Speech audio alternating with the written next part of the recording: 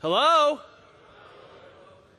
First of all, is there a Frank Osner in the room? Frank, I have your badge. If anybody knows Frank, are you Frank? No, you're not Frank. You're waving to your mate. All right. Well, we have Frank's badge. If you know Frank, tell me, come see me, and spots me, 5, 10 euros. He's got it. All right. The second order of business. Rumor has it there's a few of you a little football crazy, yes? Yeah or no? Oh, okay, wait. Love football? Don't care. Whoa, interesting. All right, then we'll skip that whole story. Okay. Welcome to Dev 317. My name is Brian Randall. I'm a senior consultant with MCW Technologies. My email address is up there. I also have, at the end of the slide, my email, my blog, my Twitter handle. Tell me you saw a talk at TechEd, you can't remember what I was talking about because you were hungover from the football, or you were hungover and tired because the football people were making too much noise last night in your hotel. In either case, this talk is about getting more out of Visual Studio. It's hopefully to make your life easier. Because whether you like football or not, at the end of the day, I would rather be sitting on my veranda having a cold cocktail than debugging a problem late on a Friday night. Right? The reason we use tools like Visual Studio as opposed to printf, right, as opposed to debug.writeLine, is because we want to find problems and fix them faster. Now, there's a lot of different ways to solve that problem. Right? There's better process. There's better ways of writing code. Maybe you're into test-driven development. But at the end of the day, we all will have to deal with bugs, and we want to get more out of our tools. Now, when we think about Visual Studio 2012, we're looking at, in some places, it's incremental improvements in the product. So I'll show you features that are basically the same in 2010. But I'll also show you some unique new features that are only available in 2012, and even a couple things that are only available when working with Windows 8. So we're going to talk about some tooling options, and then we're going to look at core debugging features. And then we're going to focus at the end on a feature called IntelliTrace. And I'm focusing on two very specific areas for developers, which is using IntelliTrace inside Visual Studio, as well as how you can get better bugs out of production. Marcel De Vries did a great session yesterday where he focused on a larger end-to-end life cycle, particularly for testers, so you can watch his video. And I'll tell you about another talk that you might want to go to tomorrow if you're still here. Before you go any further, though, one of the big mistakes people make is they don't take advantage of the products they already have. Right? A lot of you are here because you're looking forward to the new release. There's things you want in 2012. But are you getting the most out of 2010? 2010 shipped a service pack, SP1, provided lots of bug fixes, performance enhancements, and even made things work that were kind of completely broken, like unit testing for .NET 3.5 applications, and the Performance Wizard was added for Silverlight applications. In addition, Microsoft has been moving to a more agile distribution model of their tooling. Their goal is to cut down the time it takes for them to deliver new, compelling features for you so that you can build better solutions. That includes things like the Azure SDK and tools. They just released an update that allows you to use the tools both in Visual Studio 2010 as well as the RC of 2012. The things like the phone tools ship completely out of band. Now, for Visual Studio 2012, right, it's finally got an official release. There's a lot of confusion because the pre-release was called Dev11. That was its cool code name. Some of you are old enough out there, I can tell, that you remember cooler code names like, Viper. Yeah, that was, those are nice, right? Dev11, ooh. So people started calling it Visual Studio 11 or Visual Studio 2011. No such product exists, folks. 2012 is what you're waiting to acquire. We're at the release candidate stage. The bottom line is, short of the Visual Studio formatting your hard drive, they're done. Okay? So if there's something you don't like, sorry, start begging for the next release. Okay? Now we have service packs, and we have something cool I'll tell you at the end. But the bottom line is, what you're going to see today, other than, yes, they've still got bugs in this version, and they've fixed a lot because I found a couple last night that I reported. There are multiple additions just like in the past, and so you need to pick the one that's appropriate for your needs and, sadly, your budget. When I talk about features today, I will do my best to be clear on what version the tools are available in. In the 2012 release cycle, Microsoft originally planned only 2 Express editions. Now, the Express editions are the free ones that you download from Microsoft, and you don't have to give them any really money, right? Pay for download costs, whatever that is here. They have an Express edition for Windows 8 development. Windows 8 has introduced a new style of application known as immersive applications, full screen applications, or Metro style applications. With the Express edition, you can build those applications only on Windows 8. So unlike in previous editions where you might be able to develop on the previous operating system and then deploy for a new one, you can't do that. You'll have to have a Windows 8 development machine to build Windows 8 specific Metro style apps. On the other hand, if you're building a WPF application that is using just regular .NET 4.5, you can build that on Windows 7 and deploy to Windows 8 or vice versa. There's also an edition for the web, so for building websites. The thing that was interesting here is only a couple of weeks ago, there wasn't the third option up there. Microsoft was taking away the ability for you to build WPF WinForms apps for free. There was not going to be a free edition. They changed their mind, and there will be a third edition available sometime after they RTM everything else on this slide. So you have 3 free editions you can download and build Windows applications, web applications, and then the specific subtype Metro style apps. Those are all free, and there's some really good features. For all the things that people said about Windows 8, developers are getting some great stuff in the new Express SKU for Windows 8 that you generally had to pay for before. Now, the other 3 editions, Professional, Premium, and the Ultimate Edition, require you to pony up the cash. Real simple, right? Microsoft is a for-profit organization, and they want your money, even if the euro has gone down against the dollar. But the dollar still sucks. It's costing me a lot to be here. Now, the first thing that I always start with, and I know some of you are going, I know this, great. More power to you. I'll give you a few more minutes. You can stay at the beach mentally, just kind of take a nap, and you can wake up in just a minute. But I go to customer after customer, and I look at their tools options. Actually, I look at Help About first. They're not running the latest service pack. They're not running the latest tools for something. That's step 1. Step 2, let's go look at your tools options. Oh, you're using all the defaults. Great. Okay. Must make following tutorials easy, but beyond that, you're not getting the most out of your tool. Now, there's lots of good things in here, and some could be a little annoying. And I'm just going to show you a couple of those just to make sure that you've been in there, and I'm going to show you a new feature that's in 2012 for how you get to that. Now, woohoo! Maybe 1 or 2 of you in my talk yesterday and realized I had a fight with this little box here, but it's going to be nice to me today. It promises. Now, the first thing is, finding things in Visual Studio has often been a real pain. Up in the top here, let me move my mouse again, and we'll click over here,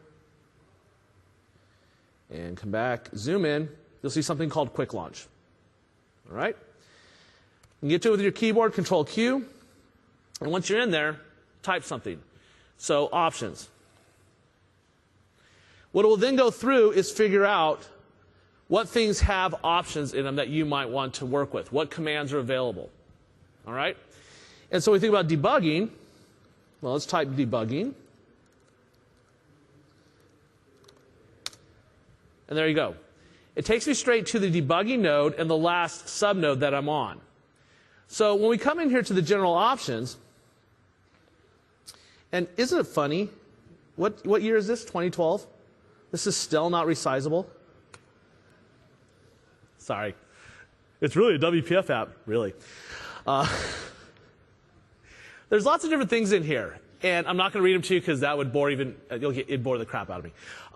We're not going to go through that. I just want to point out a couple important things. Number 1, enable just my code.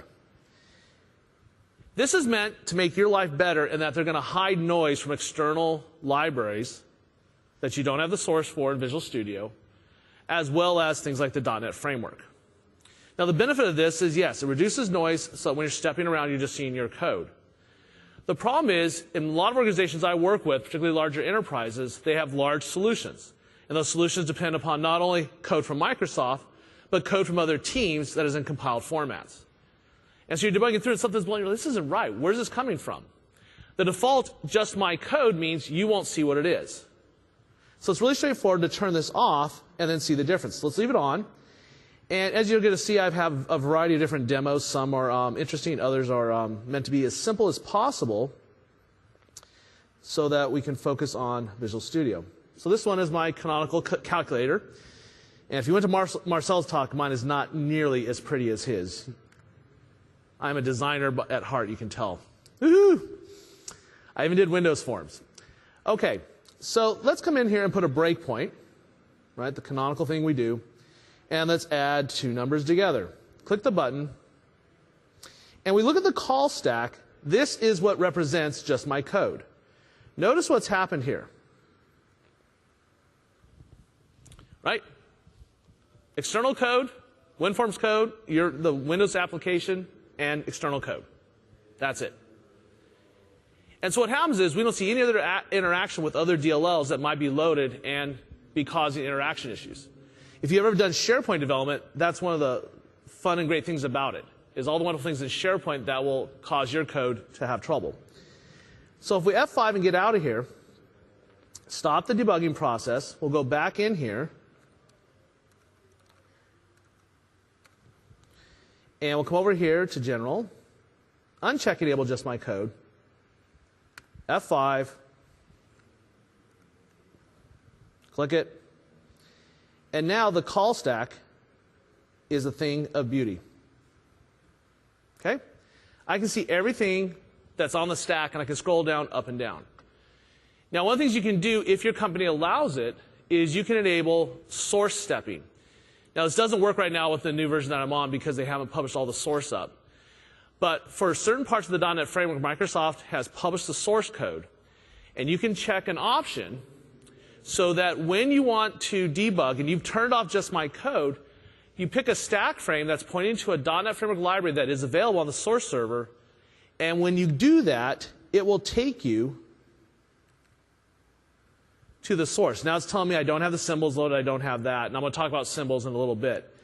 Now, the way you get to that option, to get the source so when you double click it shows up, is go back into debugging, go over to General, and there's two options you want to do. Enable .NET Framework source stepping and enable source server support. You do those, and then you go to the symbols section, which I'm going to show in a little bit. Set those up, and if you have an internet connection, when you try and do that, it will pop up an ULA first time, say, do you agree to the legal rules? And this is where you got to check. You're now looking at Microsoft's IP.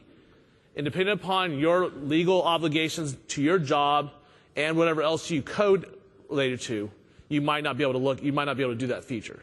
Okay? And you have to wait for RTM for this to work with the new version because they haven't published the source yet.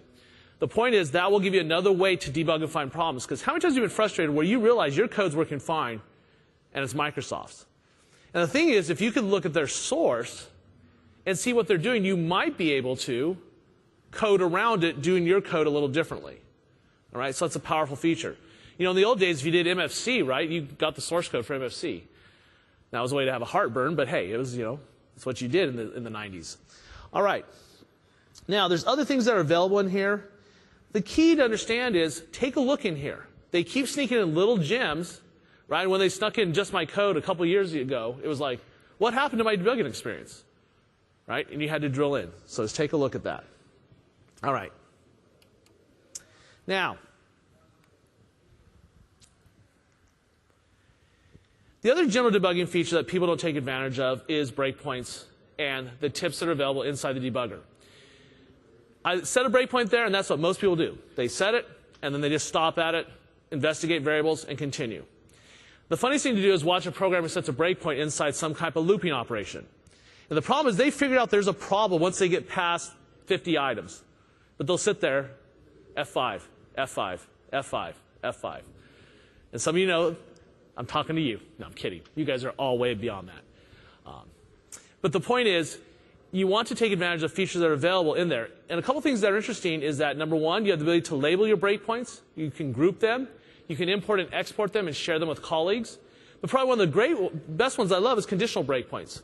Only break when a data value equals this particular item. Okay? You can do breakpoint hit count, which is great when you're doing looping operations. Break after I've been here 50 times. Don't make me step through it. Okay? The other thing that we have available is data tips. The ability to pick variables that we want to look at, but put them up out of the locals window and up on the surface of the text editor so we can see them when we go through and debug.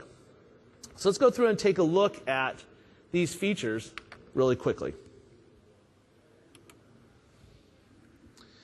All right, so we got some code here, and if you notice here, I've got a variable here for x, and a variable for y, and I've got a breakpoint. Okay? So we can do a couple of things. First of all, if I right-click on this, you'll notice that there's a whole rich menu of choices here for manipulating this breakpoint. So the first one we'll do is we'll do something like a condition. And the condition, we can say x equals 1. So if x equals 1, we're going to stop there.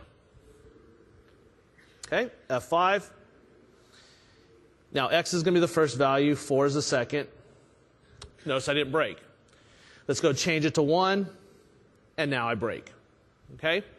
Conditional breakpoints, anything that's in scope to that particular breakpoint can be interrogated and evaluated to either based upon a Boolean expression, true, false, or you can evaluate based upon particular things like hit count. Now, if we come over here to the variables, I can hover over x. And let me, well, hold on. And we'll get the control key ready. There we go. No. Well, let's just do this. I'll come over here, hover, and pin. Okay, that is what's called a pinnable data tip. So the data tip is what you got when you hover. All right? And then what I've been able to do is say, you know what? I want to keep that right there for me. I'm going to do the same thing for y. And you'll notice over in the gutter, which is what this band of gray is called over here, in this land of gray in Visual Studio 2012, we see these little push pins. All right? So now we see the values are 1 and 4. Okay? Now let's put a breakpoint here. F5 out. Now notice they're still there. Okay? You can even drag and drop them around and move them around the screen if you don't like where they put them. Now we come through, let's click it again. Now we're at the top. Now this was an explicit breakpoint to always break. And notice it shows me that these are live variables, but they have no value. They're initialized to 0. Now F5. I now step to the second one, and now it's showing me the new values. So right there, increased productivity. The less time you spend debugging, the more time you spend doing the things you like. Okay? Now, I've got these breakpoints, and let's go over here. You see I've got some code that's calling a method called add. Let's go jump in there, and let's set a couple breakpoints there. F5 out. Now let's run. F5. Now I'm in there, and I can jump back out. Okay. Now, I went through and I've got 2 breakpoints here for my UI, and then I've got 2 over in my DLL, my class library. Well, if we come over here to the debug menu, there's a Windows option for breakpoints. And the breakpoints window provides you with a central location for all the breakpoints inside your particular solution. And you'll notice that it gives you some interesting data. First of all, whether or not there's a condition. It also tells you the hit count. How many times has this particular item been hit during this particular debugging session? Now, the great thing about this is, first of all, we get nice visual indicators, but I also can turn them off. I can also come over here and say, you know what? What I want to do is edit my labels. And we'll call this a library. Add. Okay. And now I'll come over here, make that live. And now what you can do, once you have these things labeled, you can sort and filter and search, as well as turn them on and off in groups. So I can go over here and search and say, show me all the live breakpoints. Right? Demoware, not that exciting, but probably some of the real applications you work on have, I've seen people with 90, 120 different class libraries in a solution, right? And you're all over the place.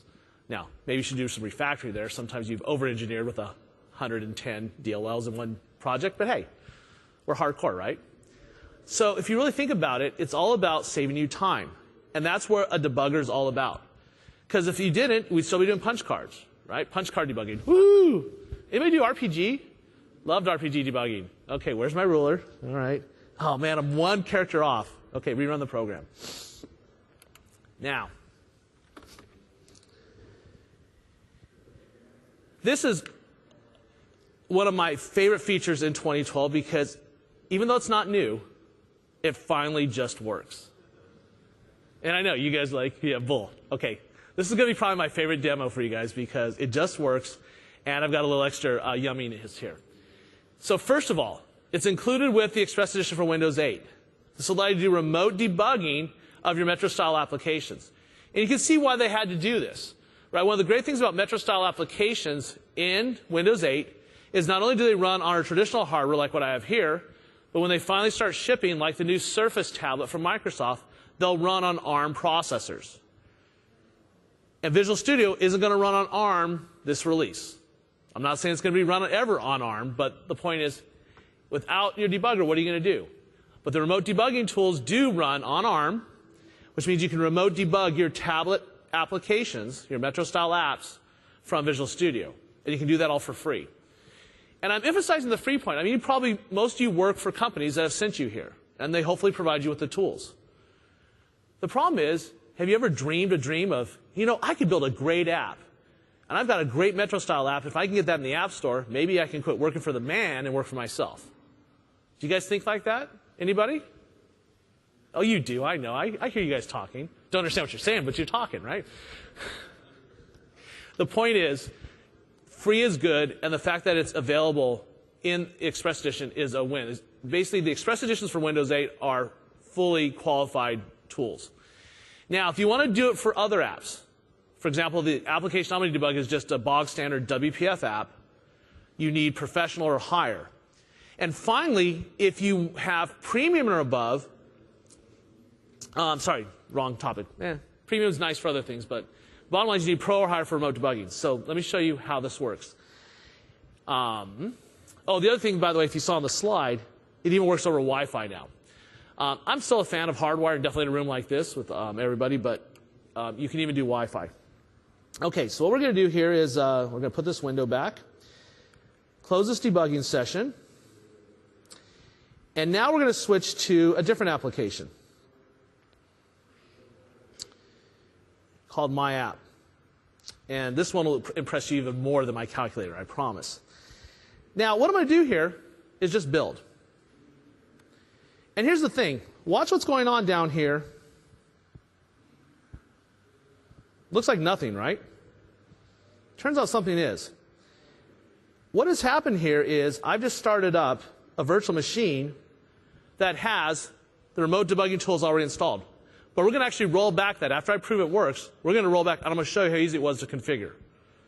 And if it works, great. We continue with the talk. If it doesn't, well, maybe I'm buying beer for the room. Or Coca-Cola if that's what you'd like, because some of you might not want beer after last night. Okay? Now, I've got a basic sleep in here, and I'm going to show you how I did this. But what's happening is it's talking to the new Hyper-V APIs to start the VM. It's starting up the VM, and once it's ready, it's going to compile the application. And once it compiles the application, it's going to deploy it into the virtual machine, and it's going to connect me via RDP. And there we go. Now, I'm not going to do anything into the virtual machine, so I'm just going to minimize it. I'm going to right-click on here, and I want to show you what the bits are. So if we go to the bin folder, these are the 4 files that should be now in the virtual machine. And the key is look at my date timestamp, right? Now, my clock is still set to West Coast time in the USA, but you can see the time, okay? Now let's go into that virtual machine. Let's go to the D drive. Let's go to util. There's a new folder called My App, and there's the application. Now, that actually is not built into the product. I just wrote a little code, but I'll give you what I did. It's easy, okay? The key, by the way, if anyone saw my demo blow up yesterday, was I wasn't right as administrator, and that's a requirement of the PowerShell scripts for Hyper-V. Now, so let's start the app up. Woohoo! Yes, the giant button. Now, let's debug it. Let's minimize, go back over to Visual Studio. We'll go to the debug menu, select attach to process, right? This program's running somewhere else. Once we do this, we then need to tell it which machine. And you can do find and all sorts of stuff and everything else. But the nice thing is I'm running in workgroup mode. I don't even have Active Directory. I'm just going to type the machine name. And now it's connected to that machine, and right now it's in automatic mode. It's going to talk to the remote debugging tools on the other machine, and when I pick a process, it's going to guess. Now, you might know that you've maybe written a hardcore C++ application where you're hosting the CLR yourself and a scripting engine and everything else. If you're doing that, you can control which debuggers light up. Otherwise, for most of us, just picking automatic is going to do the right thing. Now, if you recall, my application is called My App. And you'll see when I select it, it changes to Managed v45 4.0 code. Click Attach, and it's going to give me a warning. It's going to say, you're doing something very rude to this application. You are basically jumping in and jumping inside its process space using debugging APIs. Right? You have the ability to blow this program up. You've been warned. Okay. Risks are great. Now I've attached it, and you've already seen my great user experience. You can imagine how cool the code is. Woohoo! Message box. All right? Let's go back to the virtual machine. Let's click me, and I debugged. That's cool. Come on.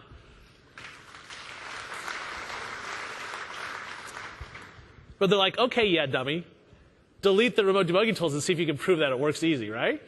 Anybody? All right, that's what I can feel that in the room. All right. Because some of you I know are like me. You suffered trying to get this to work. I think there's only one version that's worse than this, and it's remote T-SQL debugging from Visual Studio to SQL Server. That's probably a little worse. Okay, there's the message box. We're done. Okay. Now, let's go to the control panel. And let's go to uninstall a program. And let's sort. And I did this. I did a little practicing. There's the remote tools. You also notice I've got a ton of other stuff on here. Still works fine. Even though I have Visual Studio 2010, the only 2012 feature I put down is these RC tools. Okay? All right, so let's shut this machine down. Now, where do you get the remote tools? Here's the cool thing. Because they allow you to do Metro-style apps now for free, and they allow you to deploy these to other servers so you can connect, they're all up on MSDN for download, just on the public site. You don't have to have an account. However, if you have a paid version of Visual Studio, all you have to do is go to your, does anybody have a CD anymore, DVD? Go to your ISO file, which is what most of us will do. And if you have Windows 8, you can just mount it by clicking on it and go to the Manage Tools and mount it. And if you go there, there's a Remote Tools folder, and inside it you'll find all of them. So there's the setup program for ARM. There's the one for the x86 and x64 machines. Okay? So we'll come back here and get out of there now and go back up one. Okay? So I'm going to need this particular exe right there. Okay? Now let's go back to the virtual machine. And what I've got here is I got some snapshots. Okay? And so what I'm going to do, and why it's starting to do that, I don't know, but my drawing tools decide to be funny. And what we're going to do is we're going to apply that snapshot. Okay? Now, what we'll do is we will start up the virtual machine.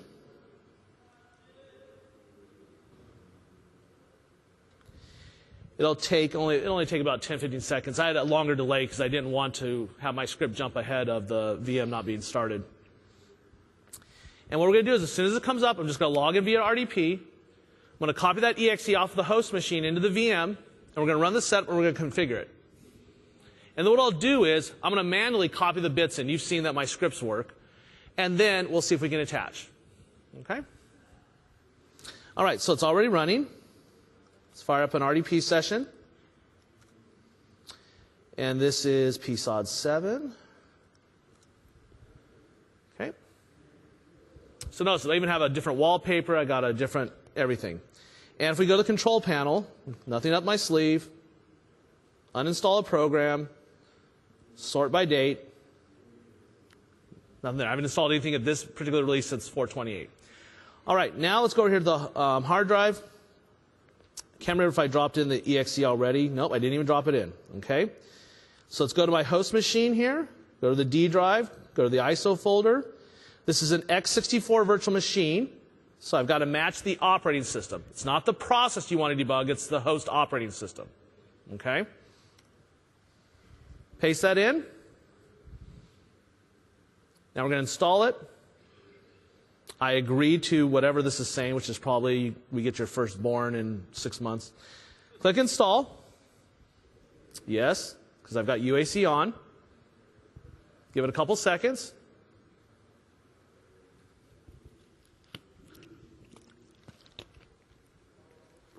While that's doing that, I'm going to go get the bits from the machine that are on the C drive of my host machine.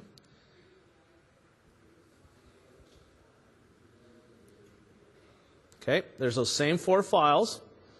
And in fact, what we're going to see here is I don't even have the My App folder, so I'll just put it there.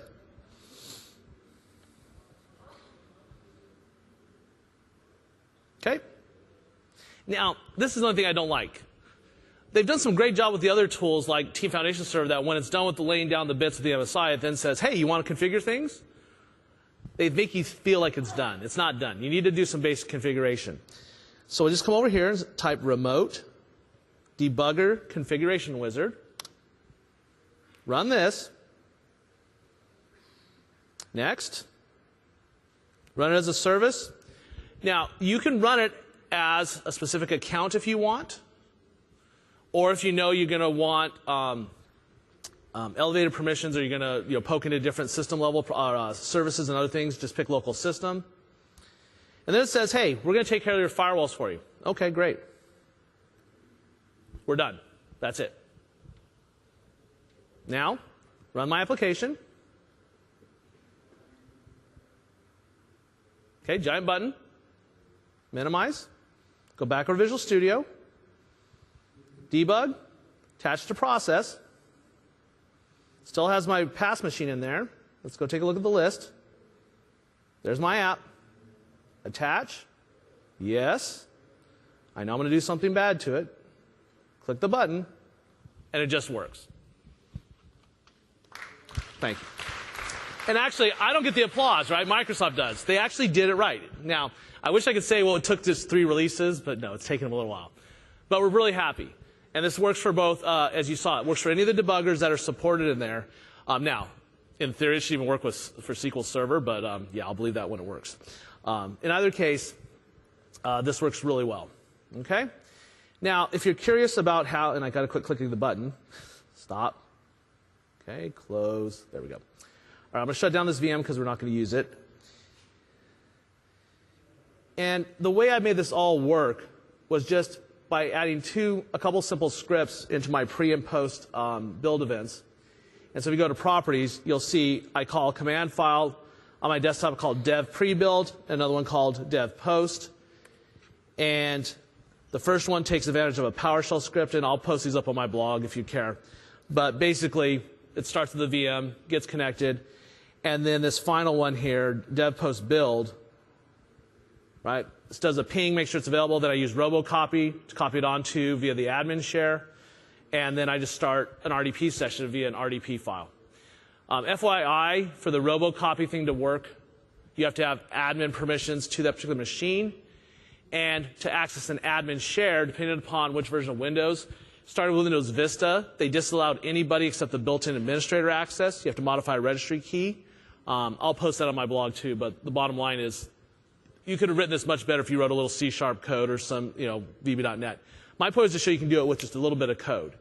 That combined with the remote debugging tools actually working means you can now start getting to bug problems faster when it tends to happen on the customer's machine. You may be on Windows 7, but they're having trouble on their Vista machine, right? I hope it's not the other way around where you're on XP and having to debug people doing Windows 7, but in theory, that will all work.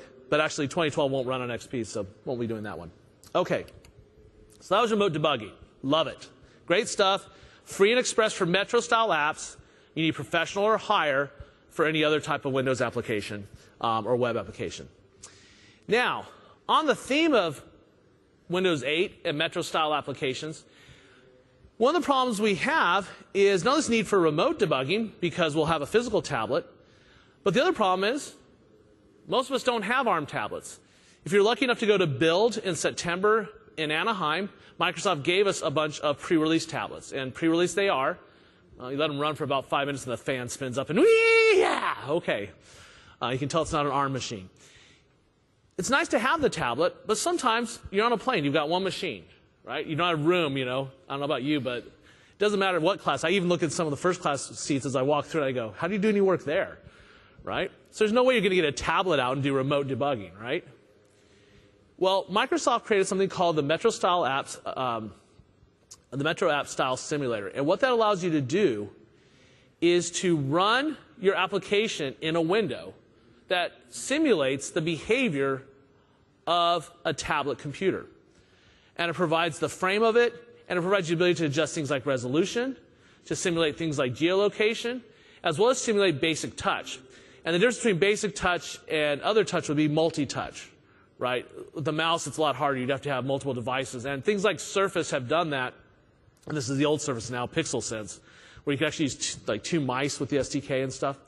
But in either case, it lets you do a lot without having the physical device available. The cool thing about this is that the debuggers also have specialized features depending upon the type of Metro style app you're writing. For example, there are 3 canonical types supported through this first release. We have the ability to use the JavaScript projection, we have the ability to use C# and VB.NET projections, as well as the managed C++ projection on top of WinRT. And in doing so, each of those runtime environments have different specialized features. In JavaScript, for example, we get to take advantage of the DOM Explorer, which is something I'm going to show you in the context of WinJS, but understand this works also with ASP.NET applications. Now, let's take a look at debugging Metro-style applications. Now, as you can see here, I am running Windows 8, and that means I can run Metro-style applications. So if we come over here, and we'll pick our WinJS application. This is a sample app we built for Microsoft that you might see out and about from Microsoft Field. It's meant to be a demo app. And it's really straightforward. What it's meant to simulate is a service repair person coming out to deal with the service repair at your house. Maybe your cable modem's not working. Maybe your TV's on the fritz. And this will have their customers are supposed to see, provide mapping information, let them print receipts, etc. Right? Now, if I pick this drop down up here, you'll notice it currently says simulator, but I have a couple of choices. Okay? We have simulator, local machine, and remote machine. Now, let's just change this to local machine. And there's going to be a problem here.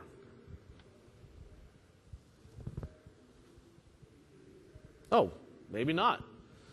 Well, it just worked. Yay, okay, Brian's going home. No. Oh, well, I lied, and let's figure out why. He lied to us? Why? Oh, this is insane. Okay, you guys are going to love this.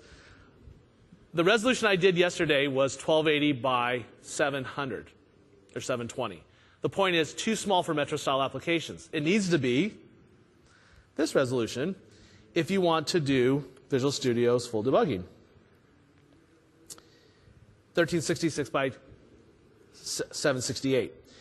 So this wonderful projector decided to be smarter than me, and it just worked. Okay, well, great. Well, there's my Metro-style app. Yay! So you get to see it without the overhead. But here's actually going to give you another reason why the simulator is great. This is a JavaScript application, and so when I click on something like Daniel, it'll take me to their record. I can go back. I can pick Janine. I can right-click over here. I can get the map. I can email her receipt. All this good stuff. Well, one of the things when you're dealing with JavaScript and HTML is you might want to work out the layout. For example, we might decide that, that's a little too much space there for that particular map. Let's make this a little bigger. Well, using the DOM Explorer, I can do that. The problem is I've only got one screen here. And because Metro-style apps are immersive, they're full screen, I can't see the DOM Explorer and my app at the same time. So I was going to justify the simulator because of my resolution here, but it's decided to work. But guess what? I still can't show you what I want to show you. So what I'm going to do here is go out of the application, go back to Visual Studio. I'm going to stop debugging, and I'm going to switch from the local machine to the simulator.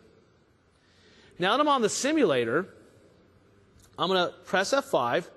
And what's going to happen is they're basically going to create a callback or a loopback RDP session into my machine. And what they're going to do is they're going to present it in this framed window that looks like a tablet. It even has the Windows key here, which will take me to the start page. You'll note that over here on the side, right, I've got a set of options here. And things I can do is change the resolution, change the orientation, turn on simulated touch. I can also do things like geolocation. Right? If we can figure out my location, it wouldn't be showing you an address in LA. We've got a demo set to hard code to one of my devs' houses when we can't get geolocation data. And my machine's not providing that. So now I've got this window here that I can bring over to the side. Now it's over here on the side, you notice I can see the Visual Studio DOM Explorer. Once I have the DOM Explorer, I can come over here and I can come and select an element. When I go to select that element, notice it gets highlighted, and I can click on it, and it takes me to that element inside the DOM Explorer. Oh, that's slick. And then check this out. I love doing bizarre things to applications.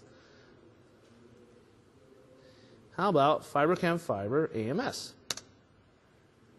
Now let's go back, and there you go. I'm able to do real-time data updating in the DOM Explorer. Sweet. It's kind of evil, too. Ooh, messed with the guy's app. All right, my designer, of course, is just freaking out now, thinking of what I'm doing to his app. All right, so I can do things like that. But you can also adjust positioning information. If we come over here, there's more to this DOM Explorer. If we come over here, we can see things like styles. And I'll admit, I look at this stuff and just go, yeah, it's gibberish. But if we come over here, there's something called layout. And what this will do is, based upon the object you select, it will show its relative order in the stack Z order of all the different styles and div tags and arrangements. And so if we come over here, remember I looked at this map and I think, it's not big enough. So I click on the map. Oh, hold on, got to go to select element. Click on the map. Now it's found the map, and it says this map is 302 pixels by 302 pixels. Let's make it a little bigger. Let's go for 352. And decided, well, no, really, you got to make it 354 based upon our math. Okay. Oh, no, 356 even. I like that. How about 352? Yeah, for some reason it's got an offset of, maybe that's a bug. You think? Okay. Now we go back out, and notice my map is bigger. Okay? They'll also highlight things as you work with it. If I come in here, I'm now in active mode. I go for Daniel. Now watch the window behind me. If I right-click, notice it's highlighting things as it's changing and unhiding information. So it unhid the app bar. And when I click on email receipt, for example, actually that one's not, for some reason, not showing up. I guess I must have hit it when I'm playing around. But the point is, it will highlight the budget, the items. So just like you were showing in the select mode, it will actually show me things that are coming on and off the canvas when I'm actually executing the application. I go back to select mode, for example. Let's bring this back up. There we go. And then I can get the select element, come back over, and now I can find that particular button. I can see I'm using the win-command image to show up that particular item. I'm using the the class's win-command image. Okay? So that's how they're really trying to make it easy for you. As easy as possible for a developer to build Metro-style applications. Let's give you the tools you need, even if you don't have the hardware yet, to simulate a lot of that stuff. And finally, if we go back over the simulator, as I said, we can do two cool things, right? And we'll see if my designer did what we talked about, which was handling better resolutions. So let's go over here to resolutions. Let's pretend it's a really high-res tablet at 10.6 inches. Okay, we got a little work to do here. It handled most of it. Okay? And of course, you can simulate really large screens, okay, 27-inch. Or you can go down to the standard minimum size that Microsoft recommends. And you can also come over here and do touch. And notice when I do touch, I've got this big circular finger. And so I can click on Daniel, click back, etc. I can also come over here and click on the Home button. And we can start some kind of Metro-style application like Internet Explorer. And if I come over here, we'll see if my finger can do it. There we go. I can go to snap mode. Oh, got a bug there. And we can snap it the other way. Okay? So it gives you the ability to simulate tablet behavior without a tablet. Really good stuff. All right. Profiler. Now, the profiler isn't often viewed necessarily as a debugging tool, but it is. Because none of your customers are happy with it runs slow, right? No one ever says, make my application slow. They will file bugs because they say it takes too long to do something. The problem with the profiler before now is that it was only available if you paid for it, but now if you're building Metro-style applications, you get the profiler for free too. Okay? Professional above will let you do web applications, Windows applications. Premium and above will let you do tier interaction profiling, which means they will monitor calls to databases and they'll capture all the database round trips. They'll time them, let you see things like T-SQL. I'm just going to show you a quick demo here with the Metro-style app. Ben Day has a session tomorrow that's focused on performance across the board. He's going to spend more time in the profiler. It's Dev 412, Friday at 1 p.m. Go give Ben a hard time and make him show you some cool stuff. But the point is the profiler is another debugging tool to find out what's going on in your application where it might functionally work, but the customer is not satisfied because it's not fast enough. And sometimes you just prove, well, it's your hardware. Look, runs great. So what are we going to do this? Well, let's go back over here, and we'll go home, come over here, stop debugging. And we'll switch to a different sample app. This one is a VB XAML app. It has a similar architecture as the Metro-style app. This one's a little different because it uses the portable libraries that are available, as well as a Windows service to get its data. Now, normally you would just come to the Analyze menu and start profiling. I'm waiting for confirmation if this is by design or a bug, but I have found that the profiler will not, it'll basically start and stop unless you fully load the application once inside the simulator and get it going, or on the desktop, and then start the session a second time to get the profiler going. Right now, my vote is it's a complete bug. And that's because we have an option here to start profiling after the app starts, or we can start it at startup so we can judge how long our cold startup is costing us. All right? Now, so what I'm going to do here is I got the simulator going. I'm just going to run it. This is going to load this Metro-style app, which is going to load a service and talk to a database. And this one is just for tracking proposals and doing some stuff. All right, so we go home, stop debugging. And now I'm going to come over here to the Analyze menu and say Launch Performance Wizard. Now, there's lots of things here. As I said, Ben should be going through all of these. I'm giving him work tonight if he doesn't. Haha. In either case, this is the one we have available in Metro-style apps. What this does is, by default, it takes a snapshot of the stack frame and everything going on in your application at a periodic interval. And it's basically based upon chip cycles, your processor. So every 10,000 cycles, they take a snapshot. Now, this is a low overhead form of profiling because it's non-invasive. The downside to it is because you're only going to gather data based upon what's at the top of the stack when it snapshots, you might see that there's, well, a problem in this bit of code, but I can't really tell if it's method A, B, or C. Another option we like to do is instrumentation. That gets very invasive because they actually do post-compilation injection of probes into your managed code. And then what happens is when you run the profiler, they see every method executing. The downside is adding those probes adds overhead. So what we generally do is we do a sampling session first. This gets us in the neighborhood. And then if necessary, we do a separate instrumentation sample, and that will let us go through and find exact methods. And this is useful in larger applications. The next one is you have .NET memory allocation, and this is also a sampling thing, but instead of timing procedures, it looks at your memory allocation graph. And for those of you who've done managed code for a while, right, we're looking for objects that are surviving garbage collection into Gen 1, or most notably Gen 2. Now, for a desktop app, it may make sense that you have a certain amount of overhead in Gen 2.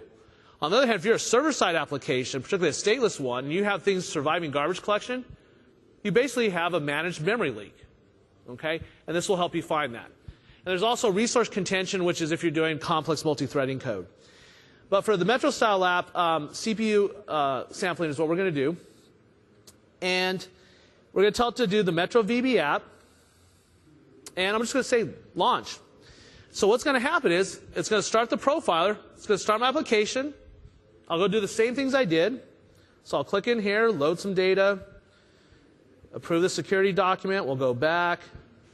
We'll check secure VPN. We'll go back. No, nothing to do there. And I'm basically just exercising the application to see what is going on. Pop out. Stop the profiler. And what it does is create a report, and it shows I have some spikes in these couple of periods across the wall clock. But what really helps me is as I scroll down, it shows me what's called the hot path, and it shows me the functions that are doing the most work. Now, this one didn't really help me much because it's only showing that the work's taking place in Microsoft code. If I go to the call tree, however, I can see everything that's going on, and I can go over here and say, find the hot path through my application. And it's showing me that it's basically screen painting code in my application, so I don't have any significant overhead. On the other hand, if it was taking a long time to do the database, it would pick up if I was blocking, waiting for that kind of call. So the profiler is all about finding those areas of your application that aren't running as fast, use the hot path to help you find the core areas. If necessary, and the tool is supported against it, do an instrumentation run, and then analyze the data. Now, when it comes to development, you need to love, hold, and protect your PDBs. Properly created PDBs will make your life so much easier when you go to debug problems. While you can use PDBs on your own, most of the time you're doing it in a team. And if you're doing it in a team, hopefully you're using something like Team Build. Where Team Build becomes important in debugging is that it has the ability to create and archive information about each build, both your symbols and source information, and bind it to TFS so that when you get a build and a report of a bug, you can map it up to a particular build and do a debugging session, have it map up to the source code correctly.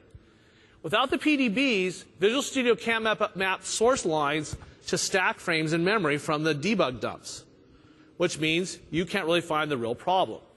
Okay? In years past, you had to manually create your own symbol server and download it, configure it, do all this work. All you have to do is install Team Build, check a couple options, and it just works. The symbol server is really just a file share where you configure security on who can pull down symbols and just make sure it's got a decent connection and enough disk space. You create a share, define who uses it, and then what you do for source server indexing is you just turn it on. It's built into the product, and what it will do is it'll embed extra data inside the PDBs about your TFS server name, the source file, and the particular change set it's associated with so that when you go to debug, you get the right version. Now let's minimize this version of Visual Studio. And to show you what's going on here, I'm running a full domain. I got a domain controller, SQL Server, my TFS box, and I got another Windows 8 machine that is what we're going to jump into right now. So if we come over here to the other Windows 8 machine, you'll see I've got a build definition here for Math System. So this is the same amazing calculator application you saw that has a build for it. So let's go look at the build definition. The key to making the symbol server and source server support is in the process option. You click on process, and you'll see there's an option here for source and symbol server settings. Once you've set that, you expand it, tell it to index sources. That gives you source server support. That's all you have to do. And then you say publish the symbols somewhere. Now I've chosen it to make my TFS server. You typically want, you don't need a fast server. You just need someone with a lot of disk space and a decent network connection. So I created a share on my TFS box called sim. If we go to my TFS box, you'll see I've got a folder on the C drive. Not the best place for it, but it's a demo.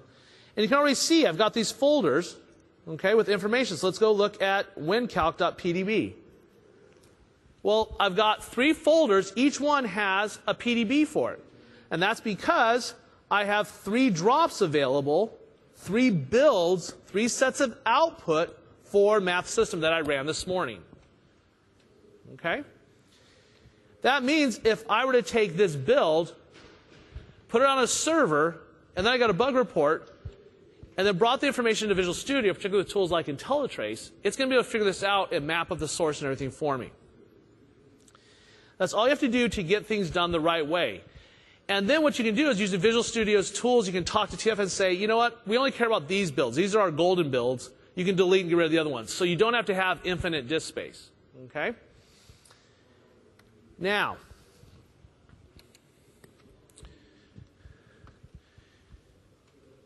assuming you have things set up correctly, having symbols and having written your code as good as you can, you've got a lot available to you in Visual Studio. But sometimes you need something a little more. Have you ever inherited an application? Right? Code you didn't write? Because some people talk to me, I was talking to people about IntelliTrace the other day, a couple of speakers. They're like, you're talking about IntelliTrace? Do you really use that? And I go, use it all the time. I'm like, yeah, well, I don't. Well, why not? I know my code. And that's the truth. If you're doing test-driven development and you're debugging your code and you need IntelliTrace all the time, I do question you. I'm being serious. You should know your code. On the other hand, who is a specialist in writing data access code? You do Sprox, you do data access, you rock. Awesome. Do you also do really great UIs? No. Well, some people do. You're awesome, dude. That's great. Because you've seen mine. Okay? Right? Different teams have different specialties. Now what happens when the UI guy is saying, oh, this is working, but it's blowing up? He goes look at your data access code and goes, I don't know what he's doing. He's got this link stuff. He's got Lambda expressions. What are these arrow things? Right? I know angle brackets. That's why IntelliTrace rocks. Because you get made responsible for some bug. Right? It doesn't matter if you're not the one who wrote the code. That guy might be on vacation. They may have fired the person. Like, you want to get fired too, or you got to fix the bug? I'll fix it, man. And so what do? You really convince your boss you guys need at least one copy of Ultimate around so you can do this. IntelliTrace is a managed code historical debugger. It's a time machine for execution stacks. What's great about IntelliTrace, it's good for you, it's good for your testers, and it's good for IT pros. But guess what? It always comes back to you, the developer. Because the output of IntelliTrace running is what's called an IntelliTrace log file, or an iTrace file. And this iTrace file contains yummy goodness about what happened to your application. It uses the CLR profiling and debugger APIs to get itself into your application's process, and based upon your configuration settings, it's going to suck information in, and then when you load it into Visual Studio Ultimate, you can navigate up and down the stack frame just like you would with your video recorder, your TiVo. You can fast forward and rewind across the stack frames. You'll be debugging while not debugging. Why? Because F1 starts to suck really bad. Right? Because here's the problem. You get a bug, you got the source, so you start it up. You've set a few breakpoints. You've used my little tricks. You got data tips you're firing. But you realize the bug occurs after you've logged in, created a customer, then created a purchase order for the customer, then picked some inventory for the customer, and then when you finally click purchase, but only if you've got 22 items in the list, the bug occurs. And then guess what? You put the breakpoint in the wrong place. Let's go do it again. Da, da, da, da, da, da. Okay. Now, phone's ringing. Dude, you coming to watch the football? Honey, you coming home? Got to feed the kids. Yeah, I got to fix this bug first. IntelliTrace is all about you. A couple different ways. I'm going to show you two. F5 debugging, and then I'm going to show you IntelliTrace Everywhere. IntelliTrace Everywhere is exclusive to 2012. It allows you to gather logs from production applications for those hard to reproduce bugs. Things that work fine on your machine, they work in the test lab, but when you get into production, they fall over and puke, and they ruin your weekend, they ruin your holiday, and they ultimately ruin your life, and you check yourself into, sorry, I'm having issues.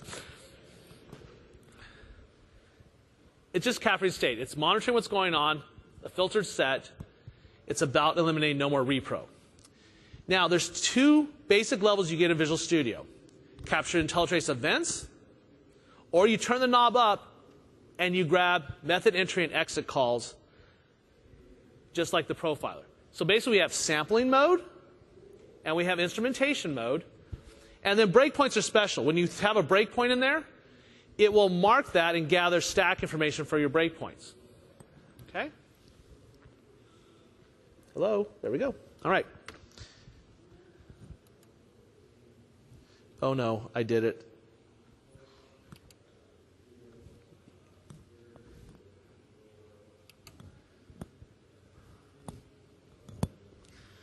No!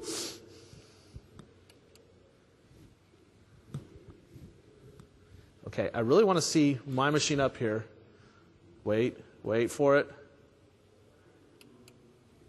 Whew, okay. I pressed the top button, they told me to press the bottom button. I didn't listen. Okay. Let's go over here. And let's go back to our calculator. Okay, our calculator's got a couple of breakpoints. Okay. Now, I've got some code in here that's not very safe if you think about a calculator. It only handles integers. So let's run it.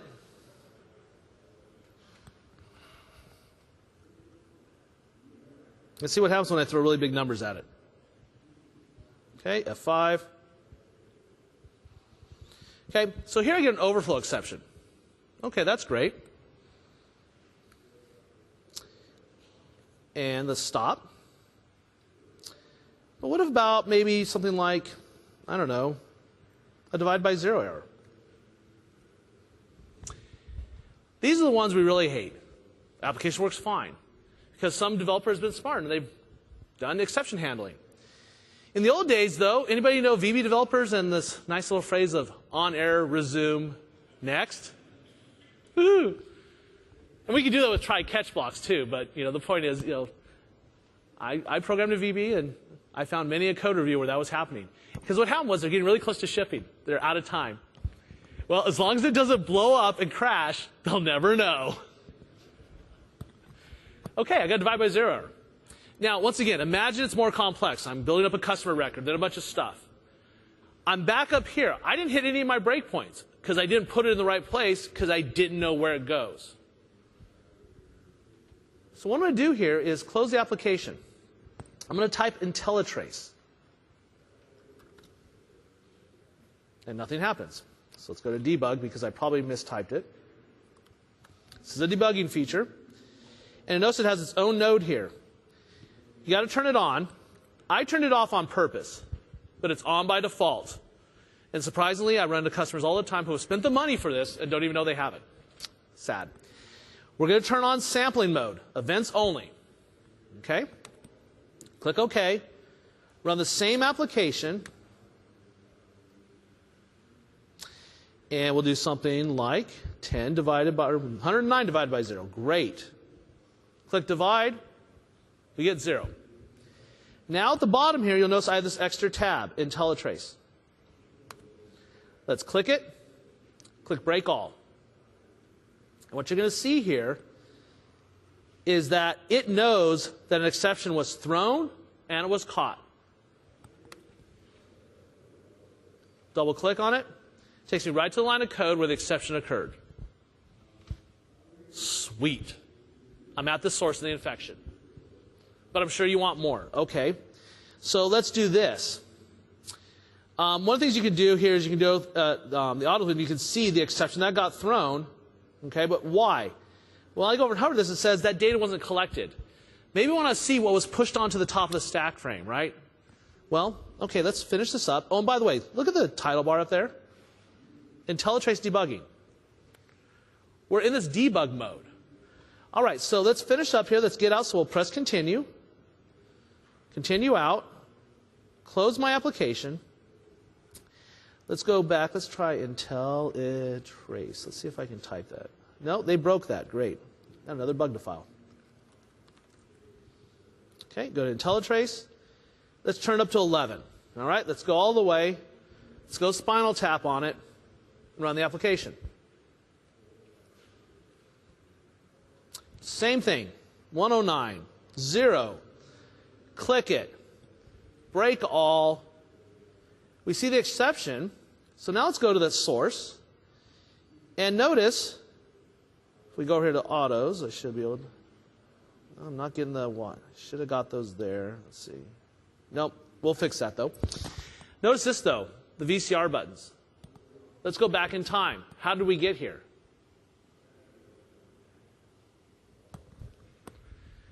It rolled back on the stack frame. It jumped, skipped what was irrelevant, and took me back to how I got into this piece of code. Simple demo, but now think, add your own projects. A to B to C to D DLLs. I get to move back and forth through all the managed code and see what was executed. And then I can go in and say, you know what? I really want to know what X and Y were in there. Okay? So let's do this. Let's stop debugging. Let's go back over to integer math. And let's add what's called a trace point. Now, trace point is like a breakpoint, but you can do some interesting stuff with it. Most notably, x equals x. Okay? Now, a trace point will be captured by IntelliTrace, but will not stop execution.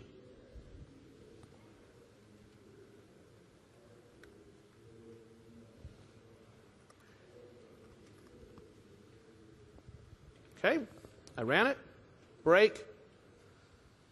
Now, if we take a look here, exceptions thrown and caught, breakpoint, hit divide,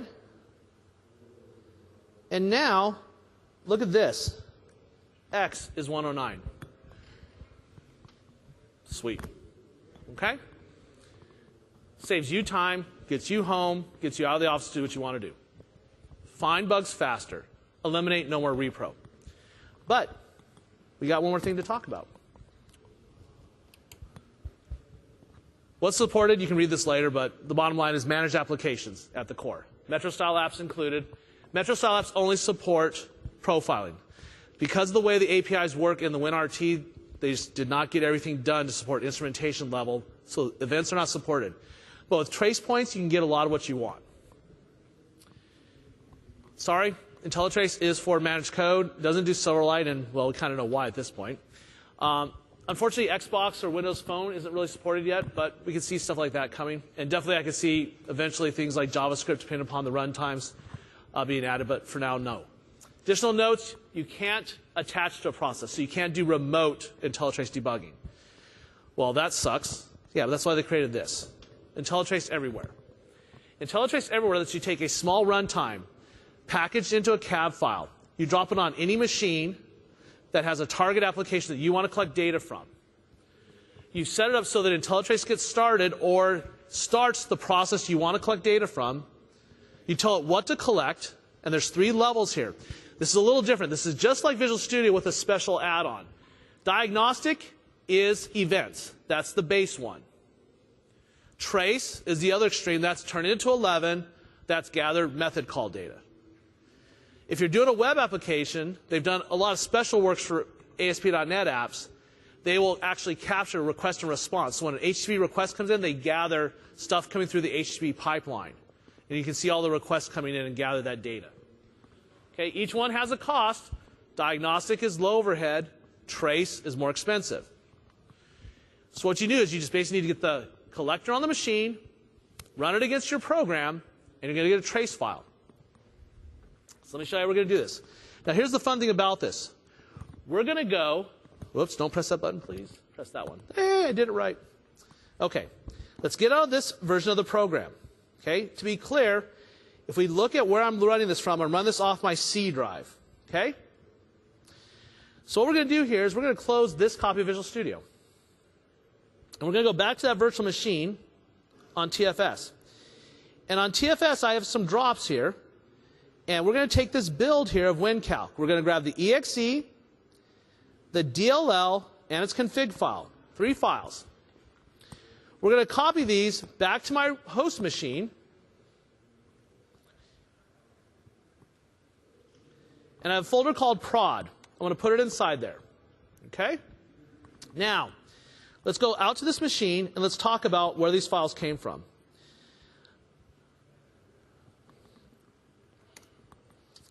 Prod equals production, by the way. iTrace simply contains the language files, some legal documents, which you could probably, you don't have to put these on your server once you've looked at them or had your lawyers look at them. But basically, there's an exe, and there's some configuration files and some core DLLs. This is xcopy deploy. The only thing I did that I'm not going to show you is I took a cab file, I ran a command line that said expand. Okay? And you're free to repackage this. If you have a desktop app like what I have, you could make this a part of your setup and lay it down so it's waiting there for when you need it. All right? Now, what I did was I wrote a simple command file. Once again, you can make this cooler and prettier. You can hide it in a menu, whatever. The key is, because of the way it uses the Profiler API, it has to get started when the process starts. So all I'm going to do is call that exe, tell it to launch it, and then I have this plan. Okay, well, what's this plan, Brian? You saw when I went in the debugger, it caught the fact that I clicked a button. It caught the fact that there was a breakpoint. It caught there was a trace point. There's a set of events. You can pick the events you care about. If you know you're having trouble when someone's scrolling in a grid or a list box, you can say, I care about list box events. This creates what's called a collection plan. Microsoft has provided some standard collection plans, and I'm just going to use one for ASP.NET, which is basically I'm using the events one. Okay? And then I'm going to tell it to create a log file called log on this machine. So let's use a command prompt so you can see what I'm doing.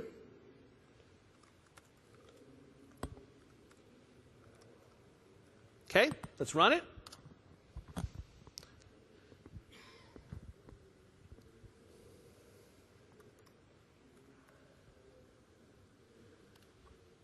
Okay, done. Let's go back out to that folder. I now have a log.itrace file. Now, I did this on my host machine. Let's go back to the virtual machine. Let's close everything that's in here. Get rid of this. So I have no solution open. Let's go to Windows Explorer and copy that file from my server.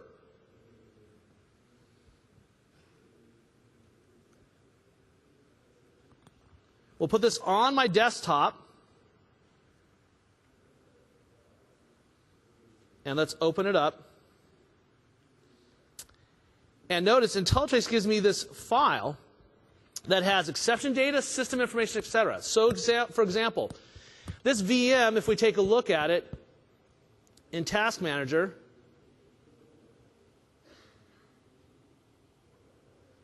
right? If we go to Performance, it's got about 3.2 gig of RAM. Let's go look at the system information for where this log came from. This came from a machine with 8 processor cores and 32 gigs of RAM. Okay? This is not, so this came from the server. Now, let's go to exception data. There's my exception. Now, let's double click on it. I left this in here on purpose. The reason this is going to work as cool as it is because I turned on source server support in my builds, and then in Visual Studio, I went to Tools Options, and remember when I showed you how to debug the .NET Framework code? I checked the Enable Source Server. And what happened is it looked inside at the exe and looked at the log file data from IntelliTrace and said, I think I can gather some stuff. It then went up to the symbol, said, do I have a symbol for this? I said, oh, yeah, I do. Here. Okay. Then it said, oh, where's the source for this? And now it's going to run tf.exe, a command line. It's going to pull down the source. I don't have the solution open, but it's going to take me right to the problem. I'll take a little applause. Come on. Yay! There we go. Right? I'm right there where the problem occurred. And because I turned on the heavy stuff, notice I can even rewind the stack. I can play TiVo with it. All right? This rocks. It really is cool for web apps because you get the extra input data. All right? And you can run it anywhere that you like. You only have to have Ultimate to do this part. Okay? So you can have someone who's your ultimate IntelliTrace debugger, the person who has that copy. All right.